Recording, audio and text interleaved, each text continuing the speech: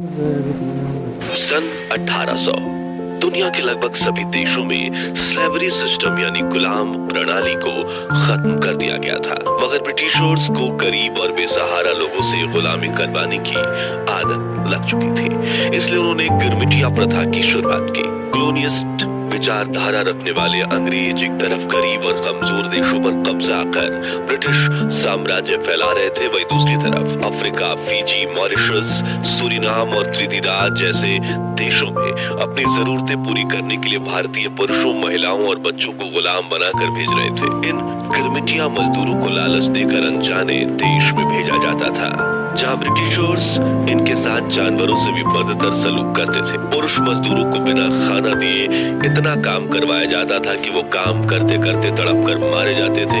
महिलाओं का शोषण किया जाता था और बच्चों को बेच दिया जाता था। इन गिरमिट मजदूरों के दुख दर्द की कहानी आज भी दुनिया के इतिहास में खून के लाल अक्षरों में लिखी जाती है। तो ब्रिटिश सैनिकों ने इन गिरमिटिया मजदूरों पर किस तरह के अत्याचार किए?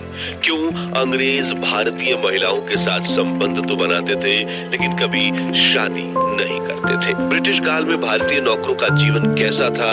और जब साल 1857 में अंग्रेजों के खिलाफ आजादी की पहली लड़ाई असफल हो गई तो अंग्रेज अफसरों ने भारतीयों से कितना क्रूर बदला लिया, उस दौर की दास्तां सुनकर आज भी हमारे रोंगटे खड़े हो जाते हैं। वो गांव के गांव बिना किसी कारण जला दिए गए। वो न सिर्फ पुरुषों बल्कि बेकसूर महिलाओं के शरीर पर गर्म लोहे की रॉड से वार करते थे, बल्कि उनकी आंखों और गुप्तांगों में मिर्च का पाउडर डालकर तड़प कर मरने के लिए छोड़ देते थे। जब मन करता दर्जनों लोगों को एक साथ फांसी के फंदे पर लटका देते। टाइम्स अखबार के संवाददाता मार्टिन मोंट गोमरी ने उस वक्त अपने एक लेख में लिखा था कि वो दरिंदे सैनिक औरतों के साथ भी गंदी हरकतें करके उन्हें काफी तड़पाते थे। वो महिलाओं के स्तनों जैसी सेंसिटिव जगहों पर गर्म लोहे की रॉड लगाते और फिर उन्हें मौत के घाट उतार देते थे। कई औरतों के तो पतियों ने इस डर से अपनी ही बीवी का गला काट दिया कि कहीं वो अंग्रेज सैनिकों के हाथ ना लग जाए। तो कैसे सन 1857 में अंग्रेजों ने लाखों भारतीयों का नरसंहार किया, जानेंगे इस वीडियो में।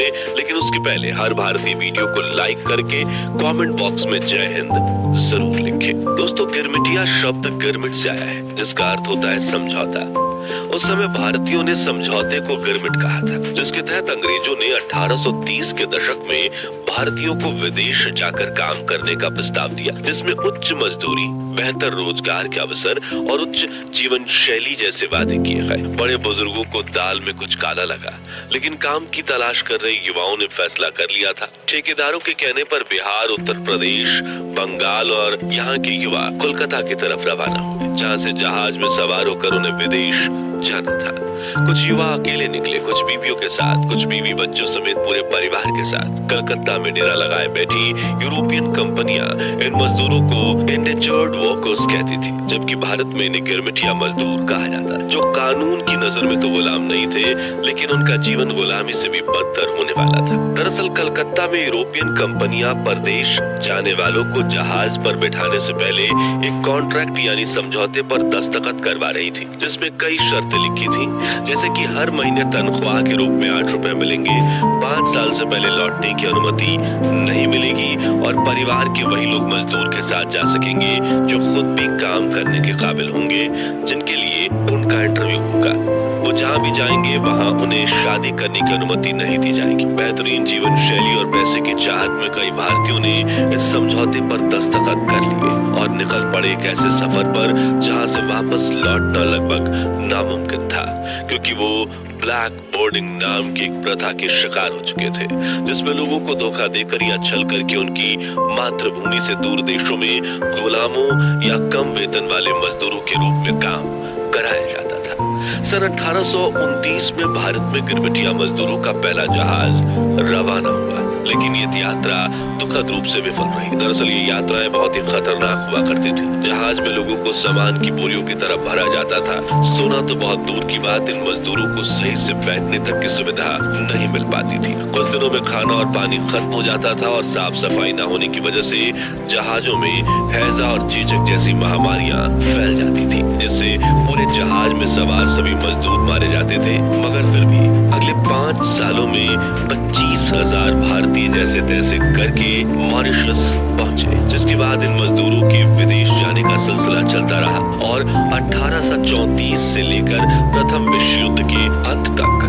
ब्रिटेन ने लगभग 2 मिलियन मजदूरों को Fiji, Mauritius, Ceylon, Trinidad, Guyana, Malaysia, Uganda, Kenya और दक्षिण अफ्रीका सहित 19 उपनिवेशों में पहुंचाया। दूसरे देश में पहुंचते ही ब्रिटिश सैनिक उनके साथ दुर्व्यवहार शुरू कर देते थे। उन्हें गुलामों के बैरक में रहने के लिए मजबूर किया जाता था। दिन में 12 से 18 घंटों तक काम करवाकर भी बेहद कम वेतन दिया जाता था और ढंग से 2 वक्त की रोटी भी नहीं परोसी जाती थी। गिरमिटिया मजदूरों में पुरुषों के साथ 40% औरतें जाती थी। युवा औरतों को अंग्रेज मालिक रख लेते थे, उनका शोषण करते थे और आकर्षण खत्म होने पर उन्हें मजदूरों को वापस सौंप दिया जाता था। गिरमिटिया की संतानें मालिकों की संपत्ति हुआ करती थी। मालिक चाहे तो उन बच्चों से मजदूरी करवाएं या फिर बड़े होने पर उन्हें बेच दें। इन्हें सिर्फ जिंदा रखने पर खाना और शरीर ढकने लायक कपड़े दिए जाते थे। अगर कोई गिरमिटिया मजदूर बीमार हो जाए तो भी उनका इलाज नहीं करवाया जाता था, जिससे उनकी मौत हो जाती थी। कई मजदूर भूख से तड़प कर मर जाते थे तो कुछ औरतों पर इतना जुल्म ढाया जाता कि उनकी जान भी चली जाती थी। मजदूरों के रहने और काम करने की जगह पर ना तो स्वच्छ पानी होता था और ना ही शौचालय की सुविधा। काम में गलती होने पर ठेकेदार उन मजदूरों को चाबुक से पीटते थे। उन्हें शहर में अकेले घूमने की आजादी तक नहीं दी गई थी। उनके साथ हो रहे अत्याचार पर सुनवाई करने के लिए कोई कानून नहीं था। 7 समंदर पार अपनों से दूर एक अज्ञात देश में फंसे ये मजदूर अपनी आवाज तक नहीं उठा पाते और यही हर एक मजदूर की कहानी थी। वो रोते थे, बिलखते थे और फिर इसी जीवन को अपनी नियति मानकर चुपचाप जुल्म सहते थे। लेकिन शुरुआत में गिरमिटिया मजदूरों के साथ हुए इस अन्याय के बावजूद भी सालों तक भारतीय मजदूर गिरमिटिया बनकर विदेशों में क्यों जाते थे? तो गरीबी, अकाल और बेरोजगारी से बचने के लिए गरीब लोग ये निर्णय लेते थे। एक अनुमान के अनुसार 1770 से 1915 के बीच भारत ने कुल मिलाकर 22 बड़े सूखे झेले, जिसमें से 1770 में आए अकाल में बंगाल की 1/3 आबादी मारी गई थी। ऐसे में रोजगार, सही खान पान और जीवन शैली के चाहत में लाखों लोग गिरमिटिया बनकर भारत छोड़कर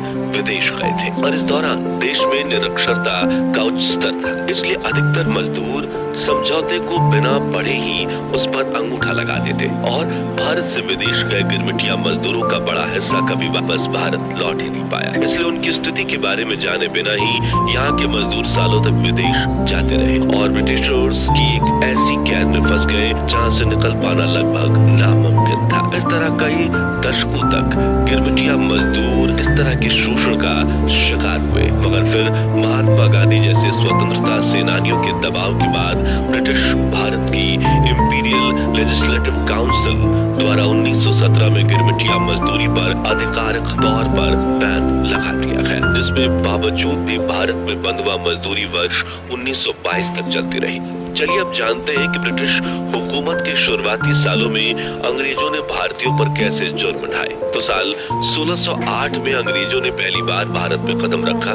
1613 में उन्होंने अपनी पहली फैक्ट्री शुरू की और धीरे धीरे अपनी पर्सनल आर्मी बनाना शुरू किया। उस दौरान नासिक के पास अंग्रेज सैनिकों का ट्रांजिट कैंप हुआ करता था। स्वेज नहर खुलने के बाद अंग्रेज अफसरों को हर 2 साल बाद इंग्लैंड जाने के लिए 6 महीने की छुट्टी दी जाती थी। दूसरे छोटे अफसरों को ये छुट्टी 5 साल बाद मिलती थी, जबकि साधारण सिपाहियों को अपने देश जाने के लिए इससे भी अधिक समय का इंतजार करना पड़ता।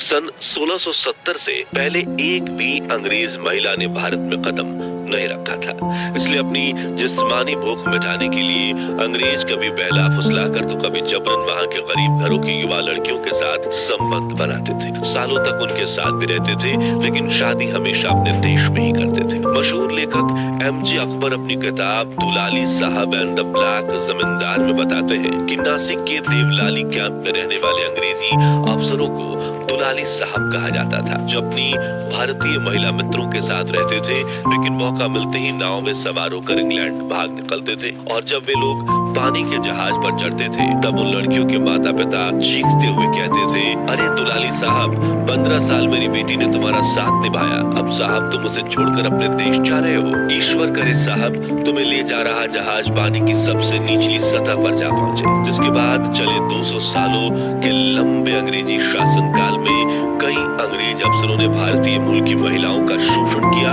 अंग्रेजों के बीच अलग अलग घर में भारतीय मूल की औरतों को रखैलों के रूप में रखना बहुत आम सी बात थी, लेकिन ऐसा बहुत कम देखा गया कि इस तरह के संबंध विवाह संबंधों में बदले, बल्कि इन संबंधों में जब दो नस्लों के एंग्लो इंडियन बच्चे पैदा होते थे तब उन्हें कभी बराबरी का दर्जा नहीं दिया गया। भारतीय युवा लड़कियों के साथ ये नाइंसाफी करने के अलावा अंग्रेजों ने देश की आम जनता पर भी काफी कहर ढाया था। इसकी शुरुआत तो साल 1857 में हुई थी, जब अंग्रेजों के खिलाफ आजादी की पहली लड़ाई असफल हो गई।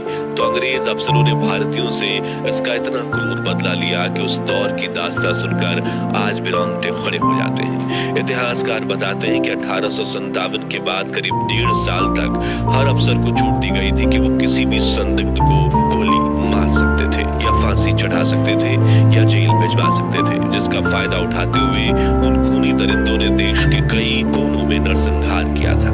गांव के गांव बिना किसी कारण के जला दिए गए। वो न सिर्फ बेकसूर लोगों का नरसंहार करते थे, शरीर पर गर्म लोहे के रॉड से वार करते थे, बल्कि उनकी आंखों और गुप्तांगों में मिर्च का पाउडर डालकर तड़प कर मरने के लिए छोड़ देते थे। जब मन करता दर्जनों लोगों को एक साथ फांसी दे देते। टाइम्स अखबार के संवाददाता मार्टिन मोंटगोमरी ने उस वक्त अपने एक लेख में लिखा था कि वो दरिंदे सैनिक औरतों के साथ भी गंदी हरकतें करके उन्हें काफी तड़पाते थे, फिर उन्हें मौत के घाट उतार देते थे। कई औरतों के तो पतियों ने इस डर से अपनी ही बीवी का गला काट दिया कि कहीं वो अंग्रेज सैनिकों के हाथ न लग जाए। अब बात करें अंग्रेज अपने नौकरों के साथ कैसा बर्ताव करते थे, तो उस दौर में नए नए रईस बने अंग्रेज भारतीय नवाबों की नकल करते हुए अपने यहाँ नौकरों की एक बड़ी फौज रखते थे, जिनसे दिन रात काम करवाया जाता था, लेकिन तनख्वाह के नाम पर सिर्फ एक चिल्लर दी जाती थी। कई इतिहासकार बताते हैं कि ईस्ट इंडिया कंपनी ने पूरी